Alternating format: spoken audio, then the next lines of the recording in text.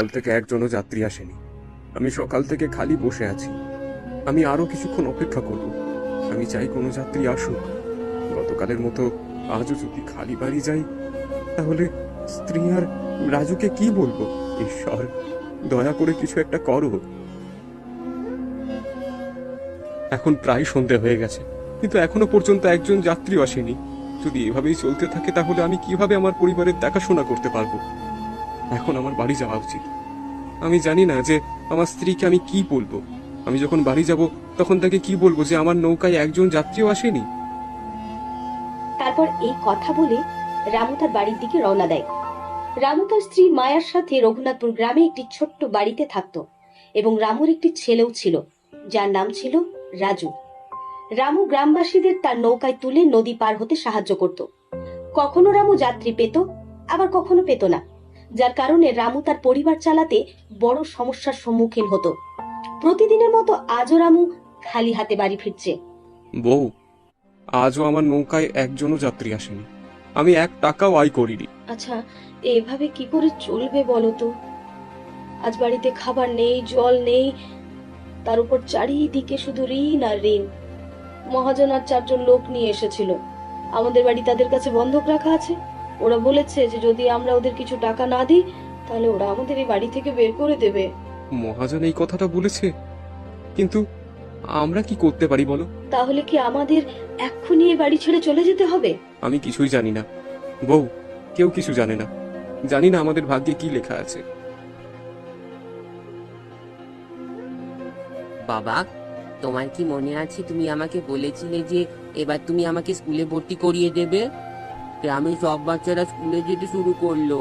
বাবা, যখন আমার এখানে খাবার কিছু নেই, তখন আমি তোমাকে স্কুলে ভর্তি করব কিভাবে? রাজু, তোমার বাবা ঠিকই বলেছে, আমাদের কাছে এখন টাকা নেই।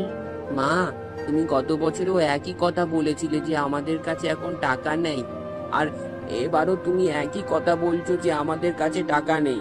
গ্রামের সব ছেলে মেয়েরা স্কুলে যায় এবং পড়াশুনো করে, আমি সেখানে বিনামূল্যে যেতে পারছি না। ঠিক আছে রাজু, বাবা আমার, আমি তোমাকে স্কুলে ভর্তি করিয়ে দেব। ঠিক আছে বাবা, এখন আমি গিয়ে আমার বন্ধুদের এটা বলবো।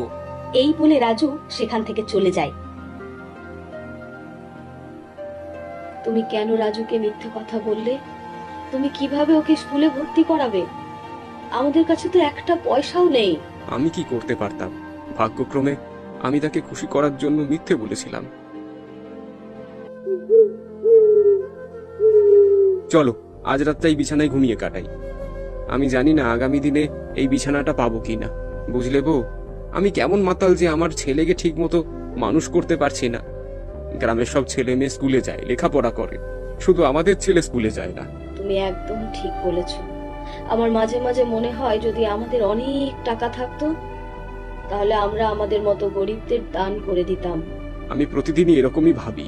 হে ঈশ্বর, আমরা আজ পর্যন্ত কারো কোনো ক্ষতি করিনি, তাহলে আমাদের সাথে কেন এমন হচ্ছে? বউ, আমার মনে হচ্ছে বিধাতা আমাদের পরীক্ষা নিচ্ছেন। এবং তোমার কি মনে আছে একবার আমাদের বাড়িতে একজন বৃদ্ধ এসেছিলেন? হ্যাঁ, আমার মনে আছে। আর আমরা আমাদের ভাগের খাবার সেই বৃদ্ধকে দিয়েছিলাম এবং সারা দিন ক্ষুধার্ত ছিলাম। হ্যাঁ বউ, এবং যাওয়ার সময় সেই বৃদ্ধ লোকটি বলেছিল যে তোমরা দুজনেই খুব ভালো মানুষ, একদিন ঈশ্বর অবশ্যই তোমাদের আশীর্বাদ করবেন। বৃদ্ধ লোকটি তাই বলেছে? এখন আমাদের দুজনেরই ঘুমোতে যাওয়া উচিত, রাত অনেক হয়েছে।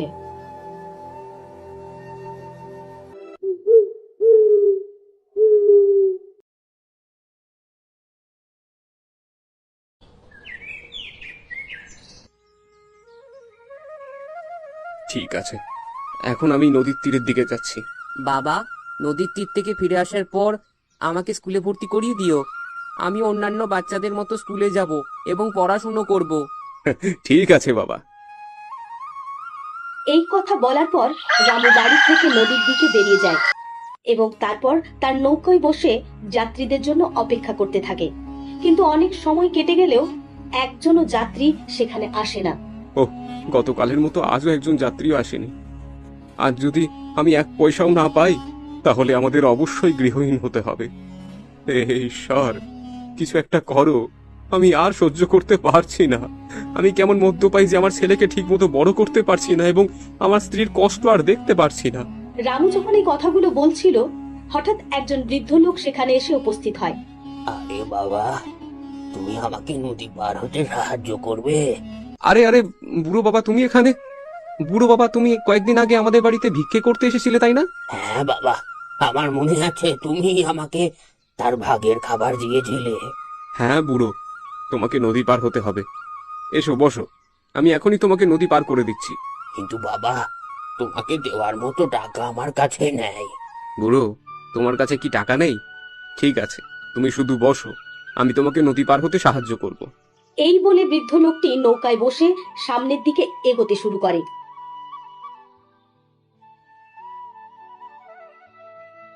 আমাকে এই তীরে নামিয়ে দাও বাবা। তারপর বৃদ্ধ লোকটি নৌকা থেকে নেমে আসে।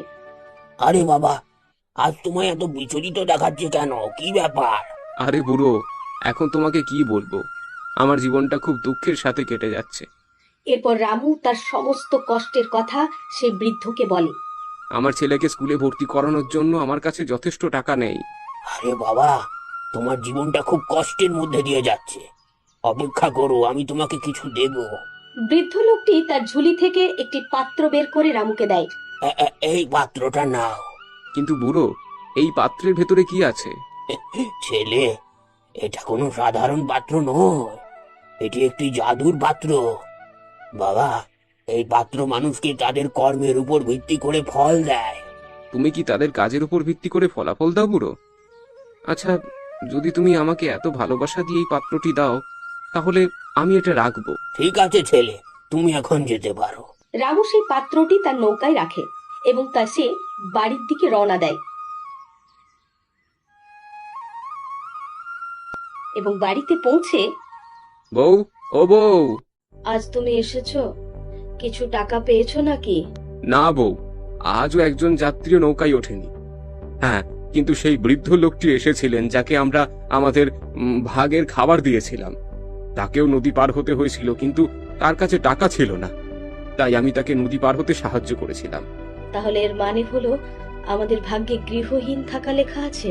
বাবা, তুমি বলেছিলে যে আজই আমাকে স্কুলে ভর্তি করাবে। বাবা, আমি দুঃখিত, আমি তোমাকে স্কুলে ভর্তি করতে পারছি না। আমাদের কাছে এক পয়সাও নেই বাবা। কিন্তু এই পাত্রটা তোমাকে কে দিয়েছে? আমি ভাগ্যবান যে এই পাত্রটি আমাকে একই বৃদ্ধ লোকটি দিয়েছে। যাই হোক, এই পাত্রে কি আছে?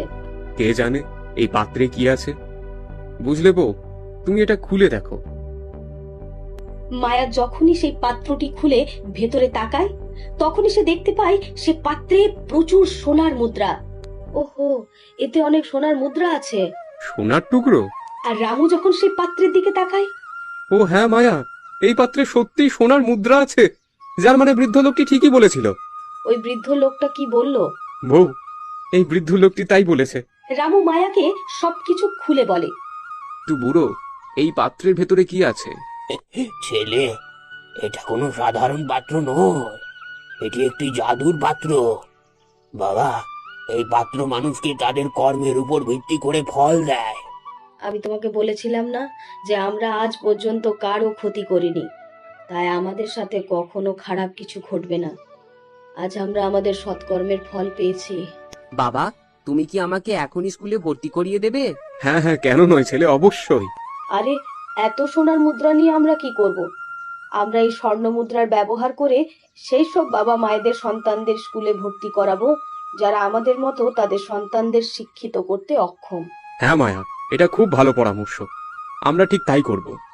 এইভাবে রামু এবং মায়ার দুঃখের দিনগুলি কেটে যায় এবং তাদের প্রতিশ্রুতি অনুসারে রামু এবং মায়া সেই সোনার মুদ্রার সাহায্যে দরিদ্র শিশুদের স্কুলে ভর্তি করায়।